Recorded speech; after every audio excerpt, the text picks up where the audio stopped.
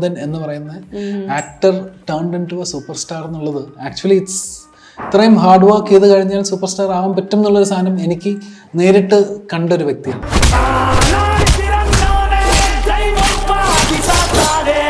ദേവരാജ് തീർച്ചയായിട്ടും നമ്മുടെ ദളപതിയില് മമ്മൂക്കയുടെ പേരാണ് ദേവരാജ്. ഇച്ചാക്കനെ നമ്മളിപ്പോ അഭിനയിപ്പിക്കാൻ വിടുന്നില്ല. പുള്ളിക്കാരൻ സുന്ദരനാണ്, സമുഖനാണ്, എന്നാലും സിനിമയിൽ അനിയൻ മതി. അപ്പൊ മമ്മൂക്ക എവിടെ ഓടിക്കാറില്ല, ഓടിക്കാറിയാമോ? നീ ഓടിച്ചാൽ മതി. മമ്മൂക്ക പിന്നെ അങ്ങനെ പറഞ്ഞു കഴിഞ്ഞാൽ ചെയ്യാൻ പിന്നെ നമുക്ക് ധൈര്യമല്ലേ. അപ്പൊ നമുക്ക് ഞാൻ ഓടിക്കാം. എൻ്റെ ടീമില് അഭിനയിക്കുന്ന എൻ്റെ ഒരു കൂട്ടുകാരനായിട്ടുള്ള ഒരാളുടെ കൈ തട്ടിയിട്ട് എൻ്റെ ഈ ജോ മാറിപ്പോയി. ഇങ്ങനെ മാറിപ്പോയി. അടി കിട്ടിയിട്ട് ജോ മാറി. എൽബോ തട്ടിയിട്ടേ മാറിപ്പോയത്. സംസാരിക്കുന്നതിന് ബുദ്ധിമുട്ടില്ലാന്ന് കരുതുന്നു അതിനെപ്പറ്റി. എനിക്കൊരു ചെറിയൊരു ബ്രെയിൻ ട്യൂമർ ഉണ്ടായിരുന്നു. അപ്പൊ അത് കഴിഞ്ഞ് ഞാൻ ജീവിക്കുമല്ലേന്ന് അറിയത്തില്ല. ജീവിക്കുവാണെങ്കിൽ ബിഗ് സ്ക്രീനിൽ ഒരു സീനിലെങ്കിലും വരണമെന്നുണ്ടായിരുന്നു. ദൈവം സഹായിച്ച് കുഴപ്പമില്ല. അപ്പം ഇങ്ങനെ ചെയ്യുന്നു. എന്നെക്കാളും കൂടുതൽ വിഷമങ്ങളും പ്രയാസങ്ങളും കടന്നു പോകുന്ന ഒരുപാട് ആൾക്കാരുണ്ട്. പിന്നെ എന്നെ ഉണ്ടാക്കിയ പ്രപഞ്ചത്തിന് ഒരു പ്ലാൻ ഉണ്ടാവും. പിന്നെ മരണം എന്ന് പറയുന്നൊരു സാധനം എന്തൊക്കെയാണെങ്കിലും നമുക്ക് ആർക്കും പിടിച്ചു നിർത്താൻ പറ്റാത്തൊരു സാധനമാണ്. എല്ലാവരും ഒരു ദിവസം ജനിച്ചു കഴിഞ്ഞാൽ മരിക്കണം. സോ അപ്പോൾ അതുകൊണ്ട് മരണത്തിന് പേടിയില്ല. ഹായ്, ഇന്ന് എൻ്റെ കൂടെ ഉള്ളത് ആൻസൺ പോൾ. വെൽക്കം. നമസ്കാരം. ഒരുപാട് സന്തോഷം. ഇപ്പോൾ ദേവരാജ്, നമ്മുടെ എല്ലാവരുടെയും ദേവരാജാണ്. ഉണ്ണിച്ചേട്ടൻ മീഡിയയോട് സംസാരിച്ചപ്പോൾ പറഞ്ഞിട്ടുണ്ടായിരുന്നു, മാർക്കോ കഴിഞ്ഞാൽ എനിക്ക് ഏറ്റവും ഇഷ്ടപ്പെട്ട കഥാപാത്രം ദേവരാജാണ് എന്നുള്ളത്. 10 വർഷം അല്ലേ, 10 വർഷത്തിലധികമായി കരിയർ നോക്കുകയാണെങ്കിൽ അതിൽ തന്നെ ഒരു മൈൽ സ്റ്റോൺ എന്ന് പറയാം അല്ലേ? ബേസിക്കലി അങ്ങനെ ഞാൻ ഈ സിനിമ ചെയ്യുന്നത് ബേസിക്കലി എൻ്റെ ജ്യേഷ്ഠ സ്ഥാനത്തുള്ള എൻ്റെ ഇച്ചാക്ക ഷെരീഫ് മുഹമ്മദിൻ്റെ ആദ്യത്തെ പ്രൊഡക്ഷനാണ് ക്യൂബ് എൻ്റർടൈൻമെൻറ്റ്സിൻ്റെ. അപ്പോൾ അതിലൊരു ഭാഗമാവണം എന്നുള്ളൊരു രീതിയായിരുന്നു. ബിക്കോസ് ബേസിക്കലി ഞാൻ വേറെ അന്യഭാഷ ചിത്രങ്ങളും പിന്നെ മലയാള സിനിമകളും ചെയ്തുകൊണ്ടിരിക്കുന്നതിൻ്റെ നടുക്കിലാണ് ഈ സിനിമ നമുക്ക് ചെയ്യാനുള്ളൊരു ഡേറ്റ് വന്നത്. ഞാനിപ്പോൾ ഒരു തമിഴ് തെലുങ്ക് സിനിമ അല്ലു അർജുൻ പ്രൊഡ്യൂസ് ചെയ്യുന്നൊരു സിനിമ ഹീറോ ആയിട്ട് ചെയ്തുകൊണ്ടിരിക്കുന്നുണ്ട്. പിന്നെ ബാഡ് ബോയ്സ് ചെയ്തുകൊണ്ടിരിക്കുന്നുണ്ടായിരുന്നു. അപ്പോൾ അതിൻ്റെ നടുക്കിലാണ് നമുക്ക് ഈ മാർക്കോൻ്റെ പ്ലാനും ഡേറ്റ്സും വന്നത്. പിന്നെ എനിക്ക് കാരണം ഇതിനകത്തൊരു നമുക്ക് ഡേറ്റ്സ് കൂടുതലോ അല്ലെങ്കിൽ ഷെഡ്യൂൾ ചെയ്യലോ അങ്ങനത്തെ ഒന്നും വരാൻ പാടില്ല എന്നുള്ളൊരു നിർബന്ധമുണ്ട്. ബിക്കോസ് ബേസിക്കലി ഇത് നമ്മുടെയും കൂടി പ്രൊഡക്ഷനാണ്. പിന്നെ ഹനീഫിക്കയുടെ സിനിമ, ബിക്കോസ് അബ്രാമിൻ്റെ സന്തതികൾ കഴിഞ്ഞ് പുള്ളിക്കാരൻ എന്നെ വിളിക്കുന്ന ഈ സിനിമയിൽ ഓബ്വിയസ്ലി എനിക്ക് അതിനകത്തൊരു ഭാഗമാവണം. ചെറിയൊരു ഭാഗമാണെങ്കിലും അതിൻ്റെ ഒരു ഭാഗമാവണം എന്നുള്ളൊരു ആഗ്രഹം ഉണ്ടായിരുന്നു. അപ്പോൾ ഞാൻ ഈ ക്യാരക്ടർ ചെയ്യുമ്പോഴും ഞാൻ വേറെ പല സിനിമകളുടെ നടുക്കിൽ നിന്നാണ് വന്ന് ചെയ്തുകൊണ്ടിരുന്നത്. ചില സമയത്ത് ഉറക്കം പോലും വാനിറ്റിയിലോ അല്ലെങ്കിൽ വരുന്ന വഴിക്ക് ട്രാവലിങ്ങിൽ മാത്രമാണ് ഉറക്കം പോകുന്നത്. എല്ലാ ഇപ്പോൾ അബാം മൂവീസ് ആണെങ്കിലും അല്ലെങ്കിൽ അല്ലു അർജുൻ്റെ അർഹ പ്രൊഡക്ഷൻസ് ആണെങ്കിലും രണ്ടുപേരും വളരെ സപ്പോർട്ടീവായിട്ട് എനിക്ക് ചില സമയത്ത് രാത്രി അവിടെ നിന്ന് ഫ്ലൈറ്റ് ഉണ്ടാവും. രാത്രി ഫ്ലൈറ്റിൽ മിഡ് നൈറ്റിന് വന്ന് ഇവിടെ ഷൂട്ട് ചെയ്യും. ഏർലി മോർണിംഗ് ഞാൻ തിരിച്ചു പോകും. ഇതുപോലെ തന്നെ അബാമിൻ്റെ കൂടെ ബാഡ് ബോയ്സ് ചെയ്യുന്ന സമയത്തും എനിക്ക് കാലത്ത് അവിടെ ഷൂട്ടുണ്ടാവും, രാത്രി ഇവിടെ ഷൂട്ടുണ്ടാവാറുണ്ട്. ചില സമയത്ത് അവിടെ രാത്രി ഷൂട്ടുണ്ടാവാറുണ്ട്, കാലത്ത് ഞാൻ ഇവിടെ ഷൂട്ട് ചെയ്യും. അപ്പം അങ്ങനെയൊക്കെ ആയിട്ടാണ് നമ്മൾ ചെയ്തത്. അപ്പം വളരെ ഫ്രഷ് ആയിട്ടാണ് ഞാൻ ഈ ക്യാരക്ടറിനെ അപ്രോച്ച് ചെയ്തത്. അല്ലാണ്ട് ഞാനിങ്ങനെ അങ്ങനെ വലിയ പ്രിപ്പറേഷൻസ് ഒന്നും ഇല്ലായിരുന്നു. വളരെ ഫ്രഷ് ആയിട്ടൊരു സാധനം അപ്രോച്ച് ചെയ്തു. ബിക്കോസ് ബാക്കിയുള്ള ക്യാരക്ടേഴ്സ് ഞാൻ ചെയ്തുകൊണ്ടിരുന്ന ബാഡ് ബോയ്സിലൊരു സിഗ്മ മെയിലാണ്, മറ്റേ തമിഴ് തെലുങ്കിൽ വേറൊരു വളരെ രസമായിട്ടുള്ളൊരു ക്യാരക്ടറാണ്, ഇതിനകത്ത് വേറൊരു ക്യാരക്ടറാണ്. സോ അപ്പോൾ അതിൻ്റെ ഒരു ഋത്തം തന്നെ വളരെ രസമായിട്ടുള്ളൊരു സാധനമാണ്.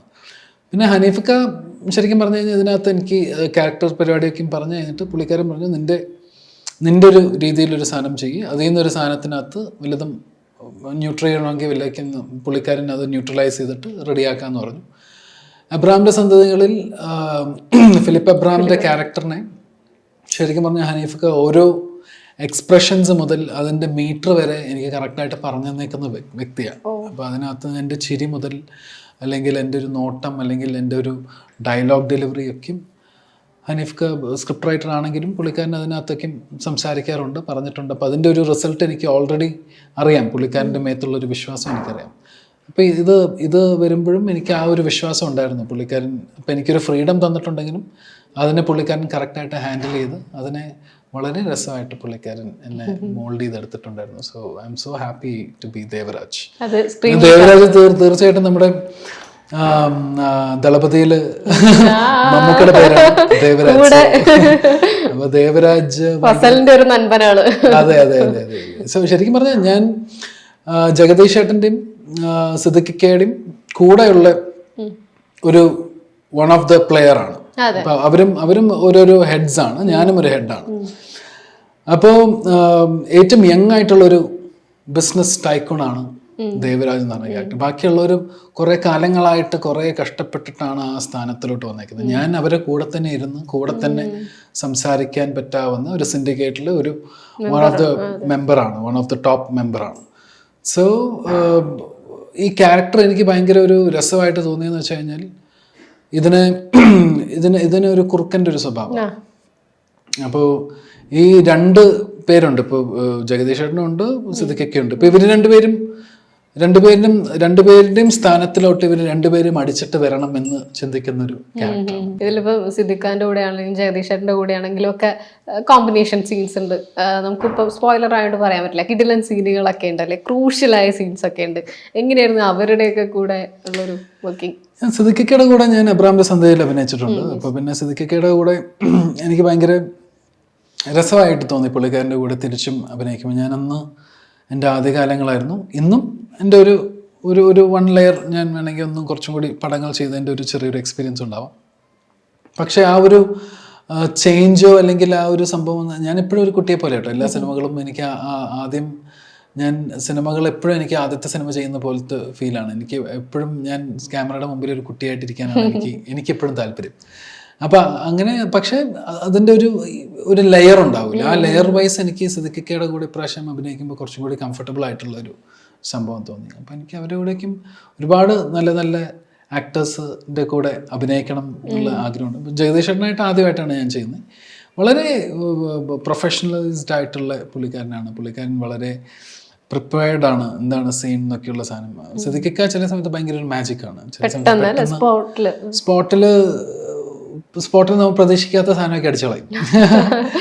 ജഗദീഷ് ചേട്ടൻ ഇസ് ലൈക്ക് മോർ ഒരു ഓർഡർ ഉണ്ട്, ഒരു ഋത്തമുണ്ട്. അപ്പോൾ അതിനകത്ത് നമുക്ക് അറിയാം. സോ നമ്മളും അതിനകത്ത് കംഫർട്ടബിൾ ആണ്. നമ്മൾ അൺഎക്സ്പെക്റ്റഡ് ആയിട്ടൊന്നും എക്സ്പെക്ട് ചെയ്യുന്നില്ല. പക്ഷേ പുള്ളിയുടെ നിന്ന് നമ്മൾ കുറച്ചും കൂടി കാര്യങ്ങൾ പഠിക്കാൻ പറ്റും. എന്താ ഒരു ഫിസിക്കൽ പ്രിപ്പറേഷൻസ് ഉണ്ടായിരുന്നു, ട്രെയിനിങ് എടുത്തിരുന്നു ഈ ഓട്ടത്തിന്റെ ഇടയിൽ? അതിന് മാത്രം അങ്ങനെ ഇത് ദേവരാജ് എന്ന് പറഞ്ഞ ക്യാരക്ടറിന് വേണ്ടി അങ്ങനെ പ്രത്യേകിച്ച് ഒരു ട്രെയിനിങ്ങോ പരിപാടികളോ ഒന്നും ഇല്ലായിരുന്നു. ആൻഡ് ബാക്കിയുള്ള സിനിമകൾക്ക് ചെയ്യുന്നതിൻ്റെ കൂട്ടത്തിൽ അല്ലാണ്ട് സ്പെഷ്യലായിട്ട് വേറെ ഒന്നും ചെയ്തിട്ടില്ല. ബിക്കോസ് ഞാൻ തമിഴും തെലുങ്കും ചെയ്തുകൊണ്ടിരിക്കുന്നതിൻ്റെ കൂട്ടത്തിൽ തന്നെയാണ് ഈ സിനിമയും ചെയ്തത്. അപ്പോൾ അതുകൊണ്ട് അതിൻ്റെതായിട്ടുള്ളൊരു വലിയ പ്രിപ്പറേഷൻ വൈസ് ഒന്നും പറയാൻ പറ്റത്തില്ല. അതിപ്പോൾ എല്ലാവരും പറയുന്നുണ്ട് ഇങ്ങനെ, നമ്മൾ KGF-ലെ യശനെ കണ്ട പോലെ ഇങ്ങനൊരു നമ്മുടെ ആ കട്ടറൊക്കെ എടുത്ത് നിൽക്കുന്ന ഒരു പോസിലൊക്കെ ഉണ്ണിച്ചേട്ടനെ കാണുമ്പോൾ ഇങ്ങനെ ഒന്ന് ചെയ്യാൻ ആരാണ് എന്നുള്ളൊരു ക്വസ്റ്റ്യനൊക്കെ പ്രേക്ഷകർ പലരും പറഞ്ഞൊക്കെ കേൾക്കുന്നുണ്ട്. അത്രയും സ്വാഗും അല്ലേ, ഒരു ഹനീഫ് അതേനി മേക്കിങ്ങിൽ പുള്ളിയും കൂടെ അങ്ങ് നിൽക്കുമ്പോൾ ഒരു കംപ്ലീഷൻ. പിന്നെ പുള്ളിയുടെ ഭയങ്കര ഒരു ഹാർഡ് വർക്ക് ഉണ്ട് കേട്ടോ. ഈ സിനിമയിൽ സിംഗിൾ ഹാൻഡഡ് ആയിട്ട് വർക്ക് ചെയ്തതാണ്. ഉണ്ണി മുകുന്ദൻ എന്ന് പറയുന്ന actor turned into A super star എന്നുള്ളത് ആക്ച്വലി ഇത്രയും ഹാർഡ് വർക്ക് ചെയ്ത് കഴിഞ്ഞാൽ സൂപ്പർ സ്റ്റാർ ആവാൻ പറ്റും എന്നുള്ളൊരു സാധനം എനിക്ക് നേരിട്ട് കണ്ടൊരു വ്യക്തിയാണ് ഞാൻ. ആ സിനിമയുടെ ആദ്യകാലം മുതലേ ഞാനുണ്ട് ഇതിൻ്റെ ഒരു ഭാഗമായിട്ട്. അപ്പോൾ അങ്ങനെ കണ്ട രീതിയിൽ എനിക്ക് ഇൻസ്പയർ ചെയ്തേക്കുന്നതെന്ന് വെച്ചാൽ പുള്ളിക്കാരൻ്റെ ഹാർഡ് വർക്കും ഡെഡിക്കേഷനും, പുള്ളിക്കാരൻ ഇതിനു വേണ്ടിയിട്ട് എന്തും ചെയ്യാൻ ഉള്ള ഒരു എക്സ്ട്രീമിലോട്ട് പോകുന്നതും ആ പെർസിസ്റ്റൻസ് തന്നെയാണെന്ന് തോന്നുന്നു. അപ്പോൾ അതിൻ്റെ ഒരു റിസൾട്ട് നേരിട്ട് കണ്ടപ്പോൾ വളരെ വലിയൊരു സന്തോഷം ഉണ്ടായിരുന്നു. അത് വിറ്റ്നസ് ചെയ്യാൻ പറ്റിയതും അത് കൂടെ തന്നെ എന്ന് വെച്ച് കഴിഞ്ഞാൽ മാർക്കോ റിലീസ് ആവുന്നതിന് മുമ്പത്തെ ദിവസം ഞാൻ കണ്ടിട്ടുണ്ട്. മാർക്കോൻ്റെ ഓരോരോ ഘട്ടത്തിലും കണ്ടിട്ടുണ്ട്. മാർക്കോ റിലീസായി കഴിഞ്ഞിട്ടും കണ്ടിട്ടുണ്ട്. മാർക്കോ റിലീസായി ആൾക്കാർ അതിനെ ആക്സെപ്റ്റ് ചെയ്ത സമയത്ത് കണ്ടു. സോ ആ ഒരു ജേണി കണ്ടതൊക്കെയും എനിക്ക് വളരെ പേഴ്സണലായിട്ട് ഭയങ്കര സന്തോഷം തോന്നിയൊരു സമയമാണ്. ഉണ്ണിയുടെ ആ ഒരു ഷിഫ്റ്റും ചേഞ്ചും വളരെ രസമാണ്. I am so happy for that. ഇത്രയും വലിയൊരു ഹിറ്റ് കൊടുത്ത സംവിധായകനെ മുമ്പ് ഇങ്ങനെ തന്നെ ഞങ്ങൾ ആരും കാണാൻ കിട്ടാറില്ല. ഒരു ഇന്റർവ്യൂ പുള്ളി ഒരു വാക്ക് സംസാരിക്കുന്ന എവിടെയും കേൾക്കാൻ പറ്റാറില്ല. ഹനീഫ് അദേനി, പുള്ളിയെ പറ്റി പറയൂ. കാരണം പുള്ളിയുടെ കൂടെ 2ാം തവണ വർക്ക് ചെയ്യുന്ന ഒരാളാണ്. പുള്ളി ശരിക്കും വളരെ ഫ്രണ്ട്ലി ആയിട്ടുള്ള വ്യക്തിയാണ്. പക്ഷെ അടുക്കാൻ കുറച്ച് സമയം എടുക്കുന്നേ ഉള്ളൂ. പക്ഷെ അടുത്ത് കഴിഞ്ഞാൽ വളരെ വളരെ ഫ്രണ്ട്ലി ആയിട്ടുള്ളൊരു മനുഷ്യനാണ്. പിന്നെ പുള്ളിയുടെ വാക്കുകളെക്കാളും കൂടുതൽ എഴുത്തിലാണ് പുള്ളിക്കാരൻ വളരെ രസമായിട്ട് എഴുതുന്ന ഒരു വ്യക്തിയാണ്. പുള്ളിക്കാരൻ്റെ ഡയലോഗ്സിന് ഞാൻ വളരെ വലിയൊരു ഫാനാണ്. പുള്ളിക്കാരൻ്റെ വാക്കുകൾ ചില സമയത്ത് ചില ഡയലോഗ്സിനകത്തുള്ള ചില വാക്കുകൾ വളരെ രസമായിട്ട് പ്ലേസ് ചെയ്ത് കാണും. ഒരു ലൈനിലൊരു വാക്കൊക്കെ വളരെ രസമായിട്ട് പ്ലേസ് ചെയ്ത് കാണും. അപ്പം അങ്ങനത്തെ ഒരു ഗംഭീര സ്ക്രിപ്റ്റ് റൈറ്ററും കൂടിയാണ് പുള്ളി. അപ്പൊ ആള് അധികം പബ്ലിക്കലി അധികം സംസാരിക്കത്തില്ല. ആളുടെ എഴുത്തുകളെ കൂടെയും ആളുടെ ഡയലോഗ്സെ കൂടെയും ആൾക്കാർ സംസാരിക്കുന്നുണ്ട്. So I think that's his tool. ഇപ്പൊ തിയേറ്ററിൽ ഒരുപാട് ഭാഗങ്ങൾ ചേട്ടനില്ലാത്ത പോർഷൻസ് ഉണ്ട്. ഇത് പ്രിവ്യൂ കണ്ടിരുന്നോ അല്ലെങ്കിൽ ഫസ്റ്റ് ഷോ തിയേറ്ററിലാണോ കാണുന്നത്? ആദ്യം ഞാൻ കണ്ടിരുന്നു, ഇതിന്റെ കുറച്ച് കാര്യങ്ങളൊക്കെ കണ്ടിരുന്നു. എന്തായാലും ഷൂട്ടിംഗ് സമയത്ത് ഇല്ലാത്തതൊക്കെ സ്ക്രീനിൽ ഇപ്പൊ കംപ്ലീറ്റ്ലി എല്ലാ മ്യൂസിക്കും ക്യാമറ എല്ലാം വെച്ച് നമ്മുടെ ടെക്നിക്കൽ കംപ്ലീഷൻ വെച്ചത് കാണുമ്പോഴേ എന്താ ശരിക്കും ഫീൽ ചെയ്തത്? ഞങ്ങളൊക്കെ കണ്ട പോലെ ഉള്ളൊരു മാക്കോനെ കാണുന്നു. സോ ഇതിന്റെ ഘട്ടം ഘട്ടമായിട്ടുള്ള സംഭവത്തിൽ കാണുന്ന സമയത്ത് നമുക്കൊരു പ്രതീക്ഷകളാണല്ലോ. നമുക്ക് ഇത് നമ്മൾ പ്രതീക്ഷിക്കുന്ന പോലെ തന്നെ ആൾക്കാരും അതിനെ ആക്സെപ്റ്റ് ചെയ്യണേ എന്നുള്ളൊരു സാധനം. പിന്നെ എല്ലാവരും ബേസിക്കലി റൈറ്റ് ഫ്രം ഇച്ചാക്ക, ഷെറീഫിക്ക ആണെങ്കിലും ഉണ്ണിയാണെങ്കിലും അല്ലെങ്കിൽ ഹനീഫിക്ക ആണെങ്കിലും ഇവരെല്ലാവരും ഇതിൻ്റെ പുറകെ തന്നെയായിരുന്നു. റൈറ്റ് ഫ്രം സെൻസർ ബോർഡിൽ നിന്നാണെങ്കിലും അല്ലെങ്കിൽ മ്യൂസിക് ആണെങ്കിലും എല്ലാത്തിൻ്റെയും കൂടെ പുള്ളിക്കാരൻ എല്ലാവരും അതിന് വേണ്ടിയിട്ട് ഭയങ്കരമായിട്ട് ഒരു 100-150% അവർ വർക്ക് ചെയ്തിട്ടാണ് പുറത്തിറക്കിയേക്കുന്നത്. പിന്നെ ഒരു A സർട്ടിഫൈഡ് സിനിമയ്ക്ക് അതിൻ്റെ ഒരു ഓഡിയൻസും വളരെ ലിമിറ്റഡ് ആയിട്ടുള്ള ഓഡിയൻസാണ്. അപ്പോൾ ആ ഒരു ഓഡിയൻസിന് ഇത്രയും നല്ലൊരു ക്വാളിറ്റിയിൽ ഒരു പ്രോഡക്റ്റ് ഉണ്ടാക്കണമെങ്കിൽ അതിനുള്ള ചിലവുണ്ട്. അപ്പോൾ ആ ചിലവ് ചെയ്യാൻ ഇച്ചാക്ക ബേസിക്കലി അത് ക്യൂബ്സ് എൻ്റർടൈൻമെൻറ്റ്സിൻ്റെ ബാനറിൽ അത്രയും ചെലവ് ചെയ്തിട്ട് അങ്ങനത്തെ ഒരു ക്വാളിറ്റി സിനിമ ഉണ്ടാക്കി അതിന് റിപ്പീറ്റഡ് വാച്ച് ഓഡിയൻസ് ആണ് അതിൻ്റെ ഇൻകം. ബേസിക്കലി സിനിമ എല്ലാവരും കണ്ടു, പക്ഷെ റിപ്പീറ്റഡ് ആയിട്ട് വാച്ച് ചെയ്താൽ മാത്രമാണ് നമുക്ക് ഫുഡ് സ്റ്റെപ്പ് നമ്മുടെ മണി വൈസ് ആയിട്ട് കൺവേർട്ട് ആവത്തുള്ളൂ. ബിക്കോസ് ക്വാളിറ്റി നമ്മൾ അത്രയും കൊടുക്കാൻ വേണ്ടി ഏറ്റവും കുറേ ചെലവ് ചെയ്തിട്ടാണ് എടുത്തേക്കുന്നത്.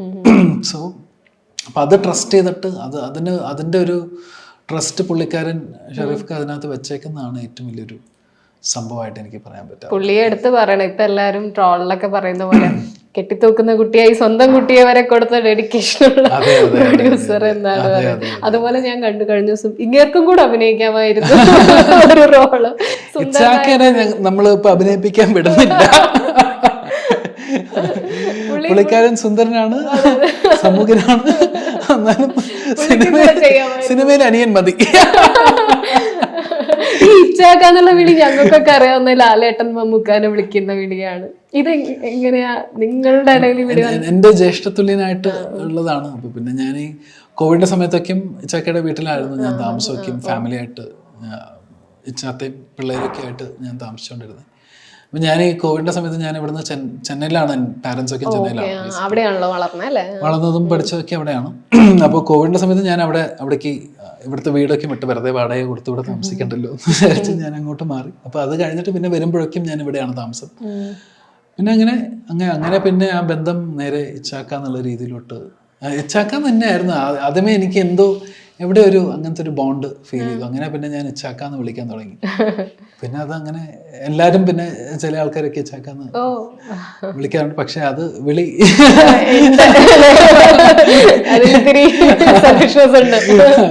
തീർച്ചയായിട്ടും. ഇതില് ഉണ്ണിച്ചേട്ടൻ പറഞ്ഞ വേറൊരു സ്റ്റേറ്റ്മെന്റ് ആയിരുന്നു, ഒരു ഡിഫൻഡർ ഇടിച്ചാൽ 2 ലക്ഷമാണ് പോകുന്നത് എന്നുള്ള. ഇപ്പൊ നമ്മുടെ അബ്രഹാമിന്റെ സന്തതികൾ പജേറോ വെച്ചിട്ട് പ്ലേ ചെയ്ത പോലെ ഡിഫൻഡറിനെ ഇവിടെ അടിപൊളിയായിട്ട് പ്ലേസ് ചെയ്യുന്നുണ്ട് ഹനീഫ് അദേനി. അതെ അതെ അതെ, ഇച്ചാക്കയുടെ വണ്ടിയാണ് ഒരു ഡിഫൻഡർ. മാർക്കോ ഉപയോഗിക്കുന്ന ഡിഫൻഡർ ഇച്ചാക്കയുടെയാണ്. ബേസിക്കലി ഇച്ചാക്കയും വണ്ടികൾ ഭയങ്കര പ്രാന്തമുള്ളൊരു വ്യക്തിയാണ്. അങ്ങനെ ഒരുപാട് വണ്ടികളും സ്വന്തമായിട്ട് കഷ്ടപ്പെട്ടുണ്ടാക്കിയതാട്ടോ. അല്ലാണ്ട് അങ്ങനെ കുടുംബപരമായിട്ട് അങ്ങനെ പൈസയും പരിപാടികളൊന്നുമില്ല. ഒരുപാട് കഷ്ടപ്പെട്ടിട്ട് പുള്ളിക്കാരൻ ഉണ്ടാക്കിയ ഒരു സ്ഥാപനമാണ് ക്യൂബ്സിൻ്റെ. ലോജിസ്റ്റിക്സ് ആണെങ്കിലും അല്ലെങ്കിൽ ആർക്കിടെക്ചർ ആണെങ്കിലും ആർക്കിടെക്ചർ ഫോമും എല്ലാം അതായത് പിന്നെയാണ് നമ്മൾ എൻ്റർടൈൻമെൻറ്റ്സിലോട്ട് വരുന്നത്. അപ്പം അങ്ങനെ സിനിമയിലപ്പോൾ കാറുകളും കുറച്ച് എന്താ പറയുക മോട്ടോർ ഇതൊക്കെയും കാണിക്കണം എന്നുള്ളത് പുള്ളിക്കാരൻ്റെയും കൂടി ആഗ്രഹമായിരുന്നു. അപ്പം അങ്ങനെ വന്നതാണ്. നമുക്കപ്പോൾ രസമായിട്ട് കാണിക്കാമല്ലോ, നല്ല വണ്ടികളൊക്കെ ഉണ്ട്. പുള്ളിക്കാരൻ ഇങ്ങനെ വണ്ടികളൊക്കെ വളരെ ഇഷ്ടമാണ്. അപ്പോൾ അവിടെ ദുബായിലും കുറച്ച് വണ്ടികളും കാര്യങ്ങളൊക്കെ ഉണ്ട്, ടെസ്ലയൊക്കെ ഉണ്ട്. സോ അതുകൊണ്ടൊക്കെ രസമാണ്. ഭയങ്കര രസമായിരുന്നു. എനിക്ക് തോന്നുന്നത് അത് കുറച്ചുകൂടെ ഒരു ഈ പറഞ്ഞ വണ്ടിപ്രാന്തന്മാർക്ക് അത് അതിൽ ഭയങ്കര എക്സൈറ്റ്മെന്റ് ഉണ്ടാവും, പടത്തിൽ അതിനെ അങ്ങനെ കാണിക്കുന്നു എന്നുള്ള രീതിയിൽ തന്നെ. ഡിഫൻഡറിന് ഒരു മാസീവ്നെസ് ഉണ്ട്, കാണുമ്പോൾ തന്നെ അതിന്റെ ഒരു മാസീവ്നെസ് ഉണ്ട്. പിന്നെ അധികം ആരും ഉപയോഗിച്ചിട്ടില്ല ഡിഫൻഡർ അങ്ങനെ. പിന്നെ നമ്മുടെ ഒരുപാട് സുഹൃത്തുക്കളുടെ വണ്ടികളാണ് ചകയുടെ. ചക മുഖാന്തരം എനിക്ക് ഒരുപാട് സുഹൃത്തുക്കളുണ്ട്. അപ്പൊ ആ സുഹൃത്തുക്കളുടെയൊക്കെയും കുറെ വണ്ടികളാണ്. അപ്പോൾ ഇടിച്ചേക്കുന്ന വണ്ടികളും നമ്മുടെ സുഹൃത്തുക്കളുടെ വണ്ടികളും എല്ലാരും തന്നു എന്നുള്ളതാണ്. ബേസിക്കലി അഗൈൻ നമ്മളെ വിശ്വസിക്കുന്നു. തീർച്ചയായിട്ടും എനിക്കൊക്കെ എന്റെ ഓരോരോ വണ്ടികൾക്കും ഓരോരോ പേരുകളുണ്ട്. അപ്പോൾ പാന്തർ എന്നാണ് എൻ്റെ ഇപ്പോൾ ഉള്ള BMന്റെ പേര് പാന്തർ എന്നാണ്. അതിൻ്റെ വേറൊരെണ്ണം ഉണ്ട് മോൺസ്റ്റർ എന്ന് പറഞ്ഞിട്ടുള്ള ഒരു ഫോർഡ് എൻഡേവറിന്റെ പേര് മോൺസ്റ്റർ ആണ്. പിന്നെ ഇതിന് മുമ്പ് ഉണ്ടായിരുന്ന സ്കോഡ ഒക്ടേവിയയുടെ പേര് ലൂസിഫർ എന്നാണ്. പിന്നെ ചെറിയൊരു വണ്ടിയുണ്ട് ബേബി സ്റ്റീൽ എന്ന് പറഞ്ഞിട്ട് എനിക്കൊരു ഐട്ടൻ ഉണ്ട്. അപ്പൊ അതിന്റെ പേര് ബേബി സ്റ്റീൽ എന്നാണ്. അപ്പൊ അങ്ങനെ വണ്ടികൾക്കൊക്കെ പേര് വെക്കുന്നത് ഡിഫറെന്റ് ആയ ഒരു കാര്യമാണ്. പജേറോ വെച്ചിട്ടുള്ള ഒരു സീൻ ഉണ്ടല്ലോ നിങ്ങളുടെ, മറ്റേ ചേസിങ്, മമ്മൂക്കയും ചേട്ടനും കൂടെ ഉള്ള ചേസിങ്ങും, പിന്നെ പുള്ളി ഡ്രിഫ്റ്റ് ചെയ്ത് നിർത്തുന്നത്. ഇപ്പൊ ടർബോന്റെ സമയത്ത് പറഞ്ഞിട്ടുണ്ടായിരുന്നു പുള്ളി തന്നെ ഈ ഏജിലും ഡ്രിഫ്റ്റിംഗ് പുള്ളി തന്നെ ചെയ്യുന്നു. ഇപ്പൊ അഞ്ജനയൊക്കെ പറഞ്ഞതിൽ ഇരിക്കാൻ പേടിയായിരുന്നു എന്ന്. ആ ചേസിങ് നിങ്ങൾ തന്നെയാണോ കംപ്ലീറ്റ്ലി ചെയ്തത്? ഇപ്പോൾ എനിക്കറിയത്തില്ല ഇത് എങ്ങനെയാണ്. ഞാൻ ആദ്യമായിട്ടാണ് ഇങ്ങനത്തെ ചേസിങ് പരിപാടിക്കും ഫസ്റ്റ് ടൈമാണ് ചെയ്യുന്നത്. അപ്പം ആ സീൻ എടുക്കുന്ന സമയത്ത് മമ്മൂക്ക അവിടെ ഇരിക്കുന്നുണ്ട്. അപ്പം ഞാൻ പോയിട്ട് സ്റ്റൺ മാസ്റ്ററിൻ്റെ അടുത്ത് ചോദിച്ചു, മാസ്റ്റർ നാന്നാം പാട്ടേടാ മാസ്റ്റർ? ഇല്ല ഡൂപ്പ് இருக்குமா, വേണം ഡൂപ്പ് വെച്ച് പണികളാണ്. അപ്പോൾ മമ്മൂക്ക അവിടെ നിന്ന് നോക്കി, എനിക്ക് ഓടിക്കാറില്ല. ഓടിക്കാറിയാം അവനെ, നീ ഓടിച്ചാൽ മതി. അങ്ങനെ മമ്മൂക്ക പിന്നെ അങ്ങനെ പറഞ്ഞു കഴിഞ്ഞാൽ പിന്നെ ചെയ്യാൻ പിന്നെ നമുക്ക് ധൈര്യമല്ലേ. അപ്പൊ നമുക്ക് ഞാൻ ഓടിക്കാൻ, എനിക്ക് ഡ്രൈവിംഗ് ഭയങ്കര ക്രേസ് ഉള്ള വ്യക്തിയാണ്. അപ്പൊ ഞാൻ പണ്ട് തുടങ്ങിയപ്പോൾ ഞാൻ വണ്ടികൾ ഓടിക്കുമ്പോഴോ, അല്ലെങ്കിൽ ഞങ്ങൾക്ക് പണ്ട് ലോറിയൊക്കെ ഉണ്ടായിരുന്നു, ഞങ്ങൾക്ക് ഓട്ട് കമ്പനി. അപ്പൊ ലോറിയൊക്കെ മുമ്പ് ഡ്രൈവറിന്റെ അടുത്ത് ഞാൻ ഇങ്ങോട്ട് മാറിയിരിക്കാൻ പറഞ്ഞിട്ട് ഞാൻ ഓടിക്കും ബേസിക്കലി. ഡ്രൈവർ ചിലപ്പോൾ മുമ്പിലോട്ട് എടുത്താലും ബാക്കി അങ്ങനെയൊക്കെയാണ് ലോറി പോലും ചെയ്യാറ്. പിന്നെ വേറെ വണ്ടികളും കാര്യങ്ങളൊക്കെ മാനിക്കാൻ ഡ്രൈവിംഗ് ഭയങ്കര ക്രേസ് ഉള്ള ഒരു വ്യക്തി. അപ്പൊ അങ്ങനെ മമ്മൂക്ക എൻ്റെ അടുത്ത് പറയണം, മമ്മൂക്ക പറയണം ഓടിക്കാറില്ല, ഓടിക്കറിയാം മമ്മൂക്ക. എന്നാൽ പിന്നെ നമുക്ക് ഓടിക്കാന്ന് വെച്ച് അവിടെ നിന്ന് ഒരു ലൈസൻസ് കിട്ടുമ്പോ പിന്നെ ആ ചേസ് ഗംഭീരമായിട്ട് നമ്മൾ ഒരുമിച്ച് പൊളിച്ചടിക്കാൻ അടിപൊളിയായിരുന്നു. നല്ല, കാരണം അതിനിടെ ഷൂട്ട് ചെയ്യണം. അതെ ക്യാമറ അവിടെ ഉണ്ടെന്നേ ഉള്ളൂ. നമ്മൾ അതില് പണ്ട് ഒരു ഇന്റർവ്യൂല് പറയുന്നത് ഞാൻ കേട്ടിട്ടുണ്ട്, അങ്കിള് സ്റ്റിൽ ഫോട്ടോഗ്രാഫർ ആയിരുന്നപ്പോ ചെന്നൈയിലുണ്ടായിട്ട് മമ്മൂക്കാനെ പറ്റിയൊക്കെ പറഞ്ഞ് കേട്ടിട്ടുണ്ട്. നമ്മൾക്ക് പലപ്പോഴും ഉണ്ടാവും, നമ്മൾ കുട്ടിയാകുമ്പോൾ കേട്ടിരുന്ന ആളുകളുടെ കൂടെ പിന്നെ നമ്മൾ വർക്ക് ചെയ്യുമ്പോൾ ഒരു എക്സൈറ്റ്മെന്റ്. അബ്രഹാമിൽ വന്നപ്പോ എങ്ങനെയായിരുന്നു? അതെ, ഞാൻ എന്താ വെച്ചാൽ ആ സമയത്തേക്കും ഫോട്ടോഗ്രാഫിയോ അല്ലെങ്കിൽ അങ്ങനത്തെ കാര്യങ്ങളൊക്കെ ഭയങ്കരമായിട്ട്, ഇപ്പോൾ ഒരു സ്റ്റിൽ ഫോട്ടോഗ്രാഫേഴ്സിന്റെ അടുത്തുനിന്ന് വേണം ഇവരുടെയൊക്കെ ഫോട്ടോസൊക്കെ കിട്ടാൻ. ഇപ്പോഴത്തെ പോലെ ഡിജിറ്റൽ അല്ലല്ലോ. അപ്പൊ അങ്ങനെ ആ സമയത്തൊക്കെ മമ്മൂക്കയൊക്കെ ചെന്നൈയിലോട്ട് വന്ന് അവിടെ ചില സമയത്ത് അവിടെ ഫോട്ടോസും, ബിക്കോസ് എല്ലാ മാഗസിൻസിനൊക്കെ എടുക്കണമെങ്കിൽ സ്റ്റുഡിയോ പോയി എടുക്കണം. ഇവരൊക്കെയും അങ്ങനെയൊക്കെ ആയിരുന്നു, സ്റ്റുഡിയോ എടുക്കണം അല്ലെങ്കിൽ അവരവരുടെ വീട്ടിൽ പോയി എടുക്കണം. അപ്പം അങ്ങനെയൊക്കെയും ഡേവിഡ് അങ്കിൾ അങ്ങനെ പല സ്ഥലത്തും പോയി അങ്ങനെ പല കഥകളൊക്കെ കേട്ട് പിന്നെ ഞാൻ മമ്മൂക്കയുടെ അടുത്ത് കണ്ടപ്പോൾ പുള്ളിക്കാരൻ എൻ്റെ അടുത്ത് നമ്പർ വാങ്ങിച്ച് പിന്നെ ഡേവിഡ് അങ്കിളിനെ വിളിച്ച് സംസാരിച്ച് പിന്നെ കുറച്ച് ഫോട്ടോസൊക്കെ ചോദിച്ചു. ആ ഫോട്ടോസൊക്കെ അങ്ങോട്ട് അയച്ചു കൊടുത്തിട്ടൊക്കെ ഉണ്ടായിരുന്നു. പണ്ടത്തെ ഫോട്ടോസൊക്കെ കിട്ടാൻ കുറച്ച് കഷ്ടമായിരുന്നു. അങ്ങനെയൊക്കെ ആയിട്ട് ചെയ്തിട്ടുണ്ട്. എന്നിട്ട് പിന്നെ മീറ്റ് ചെയ്യുമ്പോഴും കൂടെ വർക്ക് ചെയ്യുമ്പോഴും ശരിക്കും ഭയങ്കര വേറൊരു ടോട്ടൽ എനർജി തന്നെ കേട്ടോ. മമ്മൂക്ക എന്ന് പറയുന്ന ഒരു megastar, is one and only megastar. So അപ്പൊ അതുകൊണ്ട് പുള്ളിക്കാരൻ്റെ കൂടെ വർക്ക് ചെയ്യുമ്പോൾ ആ കിട്ടുന്ന ഒരു ഓറ എനർജിയൊക്കെ വളരെ രസമാണ്.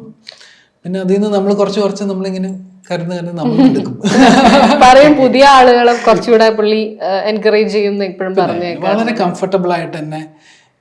എനിക്ക് ആ സമയത്ത് ഇങ്ങനെ ഇത്രയും എന്താ പറയുക, എനിക്ക് ഭയങ്കര ടെൻഷനായിരുന്നു. പക്ഷെ എന്നെ വളരെ കംഫർട്ടബിൾ ആക്കിയിട്ടാണ് എന്നെ ആ സിനിമ മൊത്തം ഹാൻഡിൽ ചെയ്തേക്കുന്നത്. അതുപോലെ ആടിലെ അണലി സാബു ആൻസൺ പോളെന്ന് ഭയങ്കര ദൂരെയുള്ള ക്യാരക്ടറാണ്. ലുക്ക് കൊണ്ടായാലും അല്ലേ എല്ലാം കൊണ്ടും ദൂരെയാണ്. അതെങ്ങനെയായിരിക്കും മിഥുൻ ചേട്ടൻ അങ്ങനെ ഒരു റോളിലേക്ക് ആലോചിച്ചത്? എന്നെ ശരിക്കും അതിനകത്ത് വിളിക്കുന്നില്ല, ഞാൻ വിളിച്ച് ചോദിക്കുന്നത് വിജയ് ബാബു ഏട്ടൻ്റെ അടുത്താണ് ചോദിക്കുന്നത്. അപ്പോൾ വിജയേട്ടൻ എൻ്റെ അടുത്ത് പറഞ്ഞു, മിഥുൻ്റെ അടുത്ത് സംസാരിക്കാൻ പറഞ്ഞു. അപ്പം ഞാൻ വിളിച്ചിട്ട് മിഥുന ചാച്ച എന്നാണ് ഞാൻ വിളിക്കുക. അപ്പോൾ മിഥുന ചാച്ചൻ്റെ അടുത്ത് വിളിച്ച് ചോദിച്ചാൽ എൻ്റെ അടുത്ത് പറഞ്ഞു, എടാ നീ അങ്ങ് വൻ ഗ്ലാമർ അല്ലേ ഇവിടെ ചെയ്യാനാണ്. ആ ഗ്ലാമറൊക്കെ ഞാൻ മാറ്റി. അപ്പം അങ്ങനെ ഞാൻ ചെന്നൈയിൽ താമസിക്കുന്ന ഒരു ബീച്ചിൻ്റെ അടുത്താണ്. അപ്പം അവിടെ അങ്ങനെ വെയിലും പരിപാടികളൊക്കെ കൊണ്ട് ഞാൻ കുറച്ച് കളറൊക്കെ മാറ്റി. പിന്നെ ഈ റോളിന് വേണ്ടി പോയി അങ്ങനെ നേരെ കണ്ട് പിന്നെ ആ ഒരു കോസ്റ്റ്യൂം മറ്റാറൊക്കെ ഇട്ട് കഴിഞ്ഞപ്പോഴേക്കും നമ്മുടെ സൈജുവേട്ടൻ പറഞ്ഞു കുറച്ചും കൂടി മുണ്ടൊന്ന് കയറ്റി കൊടുക്കാൻ പറഞ്ഞു, റോ ആയിട്ട് കാണിക്കാൻ പറഞ്ഞു. അപ്പൊ അത് കഴിഞ്ഞപ്പോൾ അങ്ങനത്തെ ഒരു ക്യാരക്ടറിലോട്ട് എത്തി. പിന്നെ അണലി ചീറ്റും, അപ്പൊ അങ്ങനെ ഞാൻ പാക്കെട്ട് തുപ്പലും പരിപാടികളൊക്കെ. അപ്പം അങ്ങനത്തെ രസമായിട്ട് ആ ഒരു എനിക്ക് ഭയങ്കര ഇഷ്ടമുള്ള ഒരു ക്യാരക്ടർ. എനിക്ക് ആട് 3-ലും ഭാഗമാവാൻ ആഗ്രഹമുണ്ട്. മിഥുന ചാച്ച എഴുതിയിട്ടില്ല, എഴുതാൻ തുടങ്ങണം.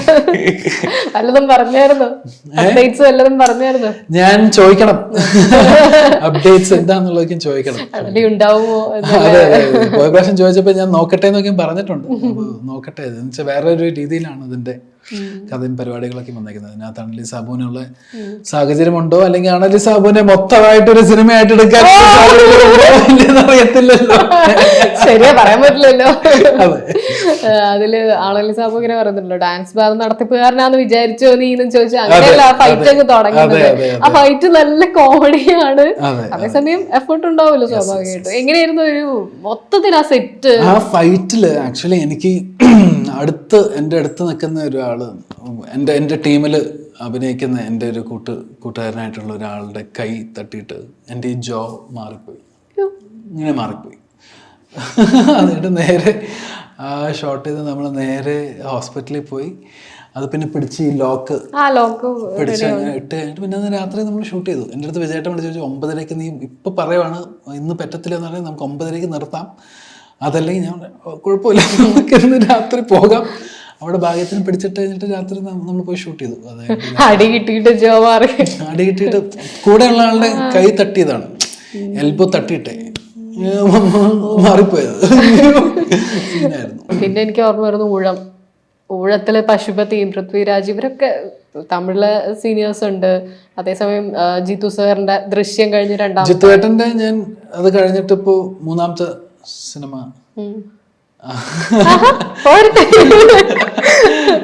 തമ്പി ചെയ്തിട്ടുണ്ടായിരുന്നു. അതായത് പിന്നെ റാമിനകത്ത് ഞാൻ ഒരു ചെറിയൊരു സാധനം ചെയ്തിട്ടുണ്ട്. അപ്പൊ അങ്ങനെ ജിത്തു ചേട്ടന്റെ കൂടെ ഊഴം കഴിഞ്ഞിട്ട് എന്റെ 3ാമത്തെ സിനിമ. എങ്ങനെയാ ഫസ്റ്റ് സിനിമ സംഭവിക്കുന്നത്? എങ്ങനെയാ ഫസ്റ്റ് സിനിമ എന്ന് വെച്ചാൽ ഞാൻ അസിസ്റ്റന്റ് ഡയറക്ടറായിട്ട് ജോയിൻ ചെയ്യാൻ വന്നൊരു വ്യക്തിയാണ്. ഞാൻ പഠിക്കാൻ പോയിട്ടുണ്ടായിരുന്നു. അഭിനയം തന്നെയല്ലായിരുന്നോ മോഹം ആദ്യം? അതെ. ഇപ്പം ചില ആൾക്കാർക്ക് സിനിമയുടെ മുമ്പിലുണ്ടാവണം, ചില ആൾക്കാർക്ക് സിനിമയുടെ സ്ക്രീനിന്റെ പുറകിലുണ്ടാവണം, സിനിമ ലോകത്തുണ്ടാവണം എന്നുള്ള ആഗ്രഹക്കാരനായിരുന്നു ഞാനും. അപ്പൊ അങ്ങനെ എൻ്റെ വീട്ടുകാർക്ക് വലിയ താല്പര്യമില്ലായിരുന്നു. അപ്പൊ ഞാൻ എഞ്ചിനീയറിങ്ങിന് പോയി. അത് കഴിഞ്ഞിട്ട് പിന്നെ ഞാൻ ഇങ്ങനെ സിനിമാ പരിപാടികളൊക്കെ വേണമെന്നൊക്കെ വിചാരിക്കുന്ന സമയത്ത് എനിക്കത് ചെയ്യാൻ പറ്റിയില്ല. അതുകൊണ്ട് എനിക്കൊരു സർജറി ഉണ്ടായിരുന്നു. അപ്പോൾ സർജറിക്ക് മുമ്പ് എൻ്റെ ഒരു ആഗ്രഹം എന്ന് വെച്ച് കഴിഞ്ഞാൽ ഇത് കഴിഞ്ഞ് വരുവാണെങ്കിൽ എനിക്കൊരു ചെറിയൊരു ബ്രെയിൻ ട്യൂമർ ഉണ്ടായിരുന്നു. അപ്പോൾ അത് കഴിഞ്ഞ് ഞാൻ ജീവിക്കുമല്ലേ എന്ന് അറിയത്തില്ലല്ലോ. അപ്പം ജീവിക്കുവാണെങ്കിൽ ബിഗ് സ്ക്രീനിൽ ഒരു സീനിലെങ്കിലും വരണമെന്നുണ്ടായിരുന്നു. ദൈവം സഹായിച്ച് കുഴപ്പമില്ല. ഇപ്പം ഇങ്ങനെ ചെയ്യുന്നു. ഇപ്പം ആഗ്രഹിക്കാം, ഇനിയും കൂടുതൽ ആഗ്രഹിക്കുവാന്നാണ്. കൂടുതൽ ആഗ്രഹിക്കുന്നു, പരിശ്രമിക്കുന്നു. Let's hope and wish for the best. Yes. ആ ഒരു വിഷയം ഞാൻ കേട്ടിട്ടുണ്ടായിരുന്നു. ഉണ്ണിച്ചേട്ടൻ ഇപ്പം അടുത്ത് പറഞ്ഞിട്ടുണ്ടായി, പിന്നെ ഇന്റർവ്യൂസിലും പറഞ്ഞിട്ടുണ്ടായിരുന്നു. സംസാരിക്കുന്നതിന് ബുദ്ധിമുട്ടില്ല എന്ന് കരുതുന്നു അതിനെപ്പറ്റി. കാരണം എന്താ പറയുക, എനിക്കും പരിചയമുള്ള ആളുകളുണ്ട് പല രീതിയിൽ ഈ ഒരു സ്റ്റേജിലൂടെ പോയിട്ടുള്ള ഒത്തിരി പേരെ നമുക്കറിയാം. അപ്പോൾ പലപ്പോഴും ഒരു സെലിബ്രിറ്റീൻ്റെ അപ്പോൾ അവരൊക്കെ എനിക്ക് മുമ്പ് സെലിബ്രിറ്റീസ് ഇങ്ങനത്തെ ഇത് പറയുമ്പോൾ അവരെന്നോട് പറഞ്ഞിട്ടുണ്ട്, അവരിങ്ങനെ ആണല്ലോ. അപ്പോൾ അവർക്ക് ഭയങ്കര ഇൻസ്പയറിങ് ആണ്. സാധാരണ ആൾക്കാർക്ക് സെലിബ്രിറ്റീസ് ഇത്തരം ഒരു സർവൈവൽ ജേർണി പറയുന്നത് ഭയങ്കര ഇൻസ്പയറിങ് ആണ്. അപ്പോൾ അതിൻ്റെ ഒരു സ്റ്റാർട്ടിങ് മുതൽ പറയാൻ പറ്റുമെങ്കിൽ? സ്റ്റാർട്ടിങ് എന്ന് വെച്ചാൽ ഞാനത് പെട്ടെന്നൊരു പ്രതീക്ഷിക്കാത്തൊരു പോയിന്റിലാണ് ഇങ്ങനൊരു സംഭവം ഉണ്ടെന്ന് അറിയുന്നത്. അപ്പോൾ അറിഞ്ഞു കഴിഞ്ഞപ്പോൾ നമുക്ക് ഒബ്വിയസ്ലി ഞാൻ അതിനെ കണ്ടതെന്ന് വെച്ച് കഴിഞ്ഞാൽ നമുക്ക് ഒരുപാട് പേർക്ക് മരണം എപ്പോഴാണ് വരുന്നതെന്ന് അറിയാത്തൊരു സമയത്താണ് വരുന്നത്. പക്ഷേ അറ്റ്ലീസ്റ്റ് നമുക്ക് കുറച്ച് കാലത്തിന് മുമ്പെങ്കിലും അറിഞ്ഞല്ലോ. അപ്പോൾ എനിക്കൊരു ടൈം സ്പെയിൻ ഉണ്ടായിരുന്നു. ഒരു 6 മാസത്തിന് ശേഷമായിരുന്നു ഞാൻ സർജറി ചെയ്യാമെന്ന് വിചാരിച്ചത്. അപ്പോൾ 6 മാസക്കാലം എനിക്ക് കുറച്ച് ആഗ്രഹങ്ങളൊക്കെ ഉണ്ടായിരുന്നു. ആ ആഗ്രഹങ്ങളൊക്കെ ചെയ്യാൻ വേണ്ടി ശ്രമിച്ചു. യാത്രകൾ, അങ്ങനത്തെ കുറച്ച് കാര്യങ്ങളൊക്കെ ചെയ്തു. അത് കഴിഞ്ഞ് പിന്നെ ഈ സർജറിയുടെ വക്ക് വന്നപ്പോഴാണ് ഞാൻ വീട്ടുകാരുടെ അടുത്ത് പോലും പറയുന്നത് എനിക്കിങ്ങനെ ഒരു അസുഖമുണ്ട് എന്നുള്ളത് പറഞ്ഞു. അന്ന് സിനിമയിൽ വന്നിട്ടില്ല, അന്ന് സിനിമ എത്തിയിട്ടില്ല. അപ്പം അന്ന് രാജുവേട്ടൻ്റെ കല്യാണം നടക്കുന്ന സമയം. അപ്പോൾ ആ സമയത്ത് ഞാനിങ്ങനെ മല്ലികാൻറ്റിയുടെ ബ്രദറുണ്ട് പിള്ളയാങ്കിൾ, സോ പുള്ളിക്കാരൻ ഡോക്ടറാണ്. അപ്പോൾ അങ്ങനെ പിള്ളയാങ്കിളുടെ അടുത്ത് ചോദിച്ച് ഒരു ഇൻവിറ്റേഷൻ വാങ്ങിച്ചിട്ട് ഞാൻ രാജുവേട്ടൻ്റെ കല്യാണത്തിന് വന്ന് എല്ലാ സിനിമാ നടന്മാരും നടിമാരും കണ്ടു. അപ്പോൾ അത് കഴിഞ്ഞിട്ടായിരുന്നു എൻ്റെ സർജറി. May 1 reception. അത് കഴിഞ്ഞിട്ട് പിന്നെ എൻ്റെ സർജറി മെയ് 9 അപ്പോൾ സർജറി കഴിഞ്ഞ ഒരു 8-9 മാസക്കാലം ബെഡ് റിഡൻ ആയിരുന്നു. അത് കഴിഞ്ഞിട്ടാണ് പിന്നെ ഒരു പ്രാവശ്യം ഞാനിങ്ങനെ മമത മോഹൻദാസിനെ കാണുന്നു, എയർപോർട്ടിൽ വെച്ച് കാണുന്നു. മമത ഇസ് എനിക്ക് ഭയങ്കരമായിട്ട് ഇൻസ്പയർ ചെയ്തേക്കുന്ന ഒരു വ്യക്തിയാണ്. ഒരുപാട് പേര് ഞാൻ കേട്ടിട്ടുണ്ട്, പലരും സിനിമയിലൊന്നും വരുന്നേക്കാൾ മുമ്പേ എനിക്ക് ഈ സർജറിയുടെ സംഭവങ്ങളൊക്കെ ഉള്ളപ്പോഴേ ശരിക്കും പറഞ്ഞാൽ രാജുവിൻ്റെ കല്യാണത്തിന് മമതയുടെ തൊട്ട് പുറകിലായിരുന്നു ഞാൻ നിന്നുകൊണ്ടിരുന്നത് സ്റ്റേജിലോട്ട് പോകും. അപ്പോൾ ഞാൻ ആ ഫോട്ടോസൊക്കെ വെച്ചപ്പോയി കാണിക്കുവാണ്, ഞാൻ ഇങ്ങനെയായിരുന്നു ഉണ്ടായിരുന്നത്. അത് കഴിഞ്ഞിട്ട് സർജറി ആയിട്ട് എനിക്ക് മുടിയൊക്കെ എടുത്ത് അത് കഴിഞ്ഞിട്ട് മുടിയൊക്കെ വന്ന ഒരു സമയം ആ കാലഘട്ടം. അങ്ങനെ പുള്ളിക്കാരി അടുത്ത് പറഞ്ഞു എനിക്ക് സിനിമ ആഗ്രഹമുണ്ട് എന്നൊക്കെ പറയുമ്പോൾ പുള്ളിക്കാരിയുടെ തടയാറ താക്ക എന്ന് പറഞ്ഞിട്ടൊരു തമിഴ് സിനിമയുടെ ലൊക്കേഷനിലോട്ട് എന്നെ വിളിച്ചുകൊണ്ട് പോയി. ഞാൻ ആദ്യമായിട്ട് സിനിമ എടുത്തിരുന്ന് കാണുന്നത് മമത മോഹൻദാസിൻ്റെ കൂടെയാണ്. നല്ല നല്ല ആൾക്കാരുണ്ടെന്നേ നമ്മളെ ചുറ്റും, ഒരുപാട് നല്ല നല്ല ആൾക്കാരുണ്ട്. അപ്പോൾ എല്ലാം നമ്മൾ എക്സ്പെക്ട് ചെയ്യണമെന്നില്ല. അപ്പോൾ അതൊന്നും ഞാൻ എക്സ്പെക്ട് ചെയ്യാതെ സംഭവിച്ച സംഭവങ്ങളാണ്. ഇപ്പോൾ രാജുവേട്ടൻ്റെ കല്യാണത്തിന് പോലും എനിക്ക് പോകാൻ പറ്റുമോ എന്ന് എനിക്കറിയില്ല. എൻ്റെ ഒരു കൂട്ടുകാരൻ ലക്ഷ്മൺ വഴിയാണ് ഞാൻ പോകുന്നത്. അപ്പം അങ്ങനെയൊക്കെയും ചില സംഭവങ്ങൾ നമ്മൾ പോലും പ്രതീക്ഷിക്കാത്ത സമയത്ത് സംഭവിക്കുന്നു. നല്ലതോ നല്ലതല്ലാത്ത കാര്യങ്ങളോ, പക്ഷേ it has a phase to move on അല്ലേ. അപ്പം അതുകൊണ്ട് നമ്മൾ നല്ലതിനെ മാത്രം എടുക്കുക, ചീത്ത മെമ്മറീസും ഓർമ്മകളും എല്ലാം കളയുക എന്നുള്ളതാണ്. അങ്ങനെ ഒരു ഫേസിലൂടെ പോകുമ്പോൾ പലപ്പോഴും പോസിറ്റീവായിരിക്കുക, മെൻ്റൽ സ്ട്രെങ്ത് കീപ്പ് ചെയ്യുക എന്ന് പറയുന്നത് പലർക്കും ബുദ്ധിമുട്ടാവാറ്. അപ്പം നമ്മൾ കൂടെയുള്ളവർക്കായാലും എന്ത് പറഞ്ഞ് അവരുടെ കൂടെ നിൽക്കണം, അല്ലെങ്കിൽ എന്ത് പറയരുത് എന്നുള്ളൊരു സംശയം വരുന്നൊരു സ്റ്റേജ്. കൂടെയുള്ളവരുടെ വിഷമം കാണുമ്പോഴാണ് നമുക്ക് ഏറ്റവും കൂടുതൽ വിഷമാവുക. പക്ഷെ നമ്മളൊരു പോള പോലെ നമ്മുടെ ഒരു കോൺഫിഡൻസ് നമ്മുടെ മേത്ത് തന്നെ നമ്മൾ ഉണ്ടാക്കി വെച്ചേക്കുന്നത്. കൂടെയുള്ളവരുടെ വിഷമം കാണുമ്പോൾ ചിലപ്പോൾ നമ്മൾ തകർന്നു പോകും. അപ്പോൾ ഞാൻ അതുകൊണ്ട് കൂടെയുള്ളവരുടെ അടുത്ത് അധികം എൻ്റെ വിഷമങ്ങൾ പറയാറില്ല. ഒരുപാട് കാലം എടുത്തു എൻ്റെ ഈ സംഭവം പോലും. ഈയിടെ ആരോ അതിനെ പറ്റിയിട്ടൊരു റീലോ ഏതാണ്ട് ഇട്ടിട്ടുണ്ടായിരുന്നു. അങ്ങനെ കയറി ഒരുപാട് പേർക്ക് അറിയാൻ തുടങ്ങിയെന്നു. അപ്പം അങ്ങനെയാണ്. പിന്നെ ഞാൻ വിചാരിച്ചു പിന്നീട് ഒരുപാട് പേര് എൻ്റെ അടുത്ത് അതിനെ പറ്റി സംസാരിക്കുന്നുണ്ട്. ഒരുപാട് പേർക്ക് അത് ഇൻസ്പയർഡ് ആണെന്ന് പറയുന്നുണ്ട്. ഒരുപാട് പേര് സർജറിയുടെ മുമ്പത്തെ ദിവസം എന്നെ സംസാരിച്ചിട്ടുണ്ട്. അപ്പം അതൊക്കെ വെച്ച് നോക്കുമ്പോൾ എനിക്ക് തോന്നി നമുക്ക് അങ്ങോട്ടും ഇങ്ങോട്ടും ചെയ്യാൻ പറ്റാവുന്ന ചെറിയ ചെറിയ സഹായങ്ങൾ, ഫിനാൻഷ്യലി അല്ല ഞാൻ ഉദ്ദേശിക്കുന്നത്, ഇമോഷണലി നമുക്ക് ചെയ്യാൻ അതാണ് ഏറ്റവും വലിയ സഹായം. ഫിനാൻഷ്യലി സഹായത്തിനേക്കാൾ കൂടുതൽ നമ്മൾ ഇമോഷണലി ഒരാളെ നമുക്ക് സപ്പോർട്ട് ചെയ്യാൻ പറ്റുവാണ്.